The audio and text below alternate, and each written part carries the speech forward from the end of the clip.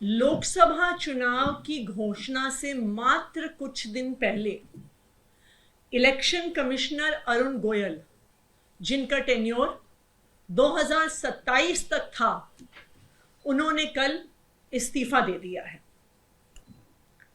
आप सब याद करिए, अरुण गोयल जी वही इलेक्शन कमिश्नर हैं जिन्हें भारतीय जनता पार्टी ने खुद अपॉइंट किया था। ये वही इलेक्शन कमिश्नर हैं जिनकी वॉलंटरी रिटायरमेंट के 24 घंटे के अंदर अंदर उनको इलेक्शन कमिश्नर बनाया गया था। जब इनकी अपॉइंटमेंट का चैलेंज सुप्रीम कोर्ट तक पहुंचा था तो सुप्रीम कोर्ट ने भी पूछा था, व्हाट वाज द टीयरिंग हरी, कि फाइल शुरू भी हो जाती है, पुटअप भी हो जाती है, अप्रूव भी हो जाती है मात्र 24 घंटे के अंदर। तो एक ऐसा इलेक्शन कमिश्नर जिसको भारतीय जनता पार्टी ने खुद अपॉइंट किया, जो उनका आदमी था, जिसके अपॉइंटमेंट को डिफेंड करने के लिए भारतीय जनता पार्टी शासित केंद्र सरकार सुप्रीम कोर्ट तक गई, आज उस इलेक्शन कमिश्नर ने इस्तीफा दे दिया है। आज पूरा देश एक ही सवाल पूछ रहा है कि भारतीय जनता पार्टी शासित केंद्र सरकार ने ऐसा क्या करने को कह दिया अरुण गोयल जी को, ऐसी क्या इलेक्शंस में हेरा फेरी करने को कही कि उनका अपना आदमी भी कर नहीं पाया और उसने सोचा कि इस्तीफा देना उससे बेहतर रहेगा। आप सब याद करिए, यह वही भारतीय जनता पार्टी है जिसने अनिल मसीह को चंडीगढ़ मेयर इलेक्शन में प्रिजाइडिंग ऑफिसर बनाया। वो अनिल मसीह जिसने सीसीटीवी कैमरा के सामने 8 वोट जो इंडिया अलायंस के मेयर कैंडिडेट कुलदीप कुमार को पड़ रहे थे खुद डिफेस किया। वो अनिल मसीह जिसने सुप्रीम कोर्ट में माना कि उसने वोट पर, बैलेट पर गलत तरीके से पेन के निशान लगाए थे। वो अनिल मसीह जिस पर सुप्रीम कोर्ट ने कहा this is murder of democracy. तो आज यह सवाल उठ रहा है कि जिस तरह अनिल मसीह से चंडीगढ़ मेयर चुनाव में इलेक्शन की चोरी करवाने की कोशिश की गई, क्या ऐसा ही कुछ अरुण गोयल जी को कहा जा रहा था? आज मैं भारतीय जनता पार्टी को चैलेंज कर रही हूं कि वो पूरे देश को ये बात बताएं कि अरुण गोयल जी ने इस्तीफा क्यों दिया।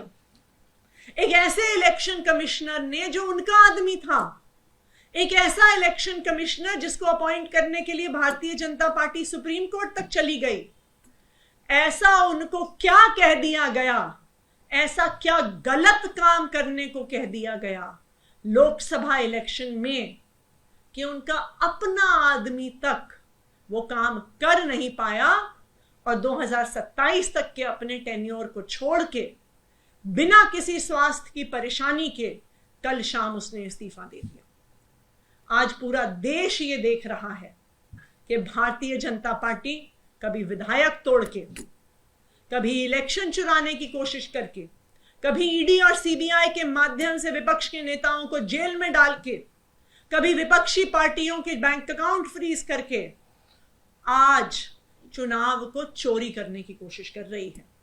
और अब अरुण गोयल के इस्तीफे से बहुत बड़े सवालिया निशान आने वाले लोकसभा चुनाव पर उठ गए। Thank you.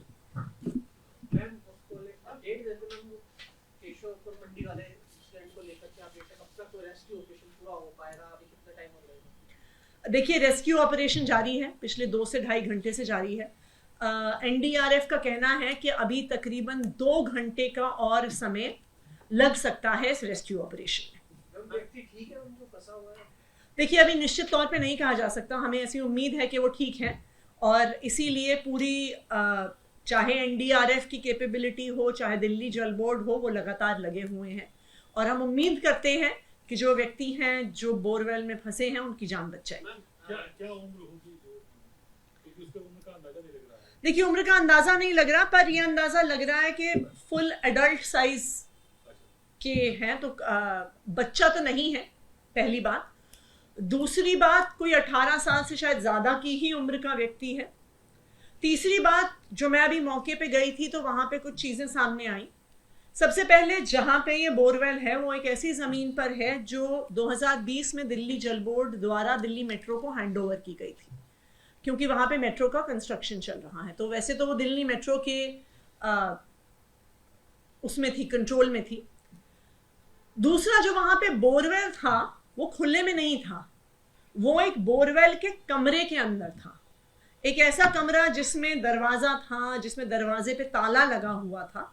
तो ये भी जांच करने का विषय है कि आखिरकार जो व्यक्ति अंदर गए, ताला तोड़कर, दरवाजा तोड़कर क्यों गए, क्या अकेले गए थे, क्या और भी लोग शामिल थे। और आखिरी बात, एक जो आगे जाके पुलिस इन्वेस्टिगेशन का भी विषय होगा कि क्या कोई इसमें फाउल प्ले इन्वॉल्व था, क्योंकि 12 इंच के डायामीटर का वो बोरवेल है।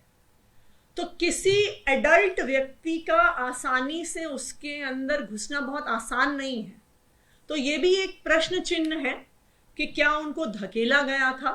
तो मुझे लगता है कि एक बारी रेस्क्यू ऑपरेशन पूरा हो जाए, उसके बाद ये सारा पुलिस की जांच का विषय रहेगा। जब आप वहां गई तो वहां पर रेस्क्यू जब शुरू हुआ, सुनने में आया कि ताला तोड़ करके रेस्क्यू शुरू किया गया, यानी कि बेसिकली वहां पर एक कमरा था पूरा, जैसे आपने कई जगह देखा होगा, पार्क्स वगैरह में भी जहां पर बोरवेल होती है उसका मोटर होता है तो एक कमरा बना दिया जाता है उसके आसपास। तो वैसा ही कमरा मौजूद था।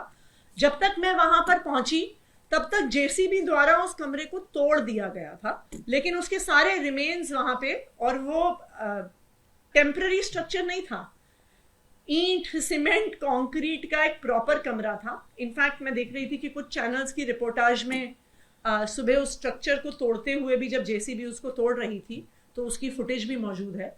तो वो कमरा तब तक टूट चुका था, काफी खुदाई हो चुकी थी। अभी भी जिस डेप्थ पे वो फंसे हुए हैं वहां तक खुदाई नहीं पहुंची है।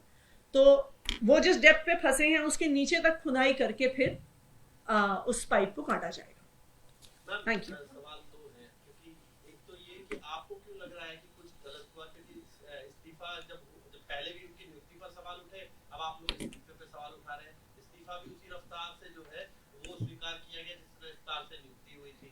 एक तो ये सवाल है, फिर आप इसका जवाब दे दीजिए। देखिए, लोकसभा चुनाव की घोषणा कुछ ही दिन में होने वाली है। लोकसभा चुनाव जो पूरे देश में होता है, एक ऐसा समय होता है जब इलेक्शन कमीशन अपनी पूरी ताकत लगाती है इस चुनाव का पूरा अरेंजमेंट करने के लिए।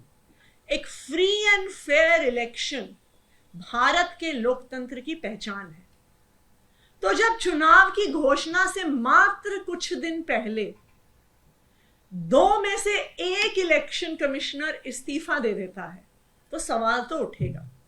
और वो भी एक इलेक्शन कमिश्नर जो जाना जाता था रूलिंग पार्टी के करीबी होने के नाते। तो जब एक करीबी व्यक्ति इस्तीफा दे देता है तो और भी ज्यादा सवाल उठते हैं। सवाल इसलिए भी उठते हैं क्योंकि ये एक आइसोलेटेड इंसिडेंट नहीं है। आप ये देखिए कि एक सीरीज ऑफ इंसिडेंट्स हमारे देश में हो रही हैं इस समय। सबसे पहले ईडी और सीबीआई का प्रयोग करके एक के बाद एक विपक्ष के नेताओं पे छापे मार के या तो उनको जेल में भेजा जा रहा है या उनकी पार्टियों को तोड़ के नेताओं को भारतीय जनता पार्टी में शामिल किया जा रहा है। दूसरा इंसिडेंट, कांग्रेस पार्टी का जिस तरह से बैंक अकाउंट सील हुआ, चुनाव से जस्ट पहले सील हुआ। अगर चुनाव में कोई पार्टी का बैंक अकाउंट ही नहीं होगा तो वो चुनाव कैसे लड़ेगी? तीसरी बात, लगातार विधायकों की खरीद फरोख्त जारी है।